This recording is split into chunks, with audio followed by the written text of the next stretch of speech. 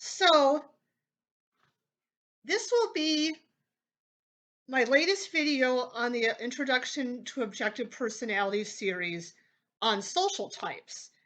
Now, I had made this introductory series of video previously before social types were a thing. And I realized I don't have a video that kind of explains social types in this series. So I've decided to add one. So what Dave and Shannon found is that you could have people of the exact same 512 type, but they can still seem quite different from each other. And they were wondering how to address that. And that's when social types came to be into place to kind of take account for some of the differences that they were seeing. So with social types, there's 4 possible social types somebody can be, which I will get into in a short bit. So this now gives us a total of 2,048 possible types, taking 512 types times 4 social types. So social types are based on a stacking of 4 social needs. Now, these social needs are not to be confused with human needs. You know, they are different. So the 4 social needs include flexing. So flexing is kind of about your ego, wanting to be the best at what you do, um, kind of a competitive spirit, get ahead of everybody else, competitive, at the top, crush people, want to be legendary. And then there's a need for being responsible. This is about taking ownership of things, making things happen, no excuses as to why you're not doing it, getting results. Specialize is a third social need. Um, this is about focusing in on one task, getting really good at that one particular task or area, and being productive in that one specialized area. And then finally, there's friends. So, friends is about learning from other people, moving for others, caring for others. It's about, kind of the larger community. So, the 4 social types will have a different hierarchy of these 4 social needs. So, social type number 1 will have the flexing need at the top. And this is followed by the need to be responsible. And then third is the need to specialize. And last is the need for friends. Um, and then exactly opposite of number 1, we have number 4 over here, which is the complete reverse. They got friends at the top, specialized second, responsible third, flexing fourth. So you can see that these stackings kind of work in a similar way that sexual modalities work. So like number 1, for example, if they're flexing at the top, Dave and Shannon have found out that the pattern always holds that they're responsible second. So you don't see flexing first, specialized second. No, it's flexing first, responsible second, which is kind of similar to how the sexual modalities work. So for example, if you're double masculine, you're always kinesthetic and then audio. You're not kinesthetic and then visual, for example. And then likewise over here, we have number 2 and number 3. So number 2 and 3 are also opposites.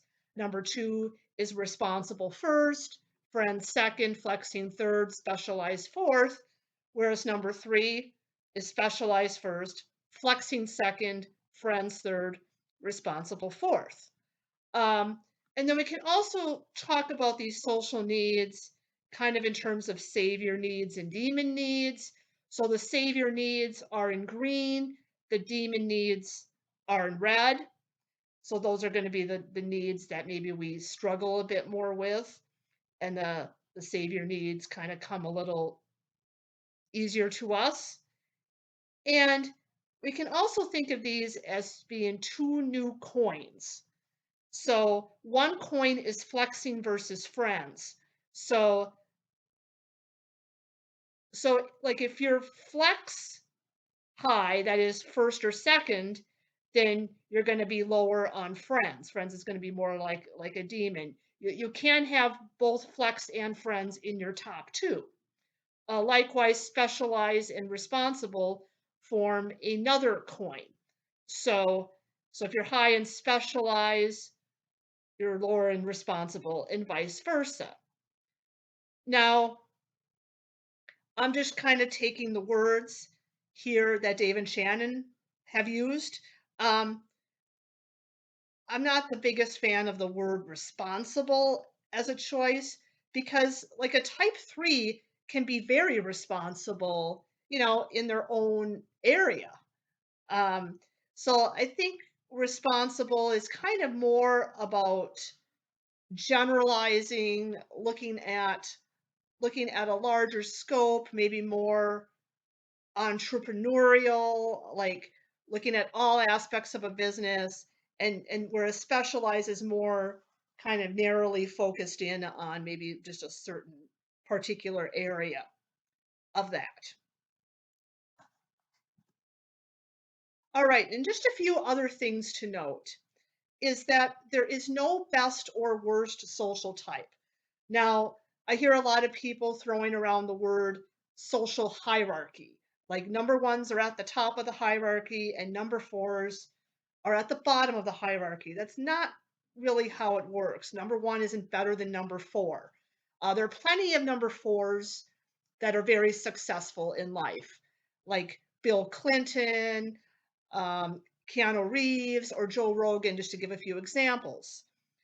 Um, when we speak of social hierarchy, this is just the hierarchy of social needs that that types have. So if you're number one, yeah, flex is at the top of your hierarchy, friends is at the bottom, but it doesn't mean that you're going to be more successful in life than a number four will be. Another thing to note is that any OPS type can be any social type. Um, so now sometimes people will get these social types confused with savior functions or with animals. So, for example, if you're an IP, you know, we might think, oh, you're IP, you're savior DI, so you're probably savior flex, and you're probably not a four. Well, guess what? You can certainly be an IP and also be a social type four. You can be an IP and be demon play. Okay.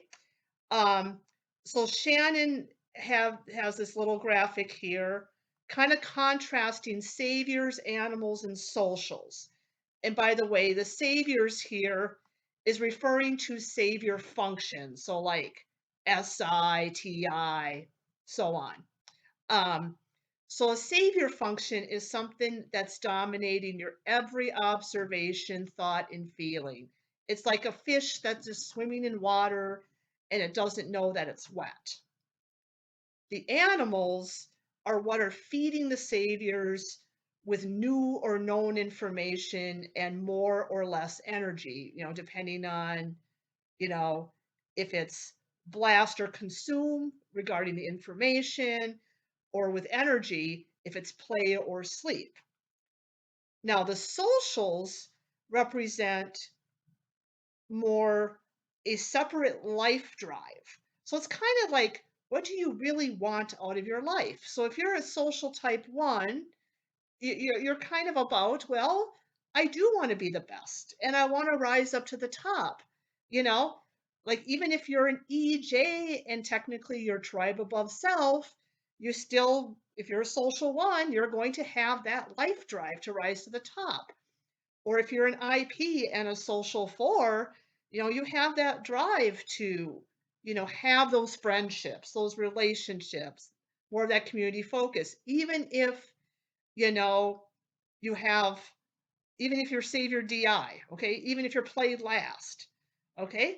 So now some patterns with savior functions and socials are more congruent and some are more conflicting. I mean, like an IP number one is a that's play last is a bit more congruent than say an IP that's a social four, for example.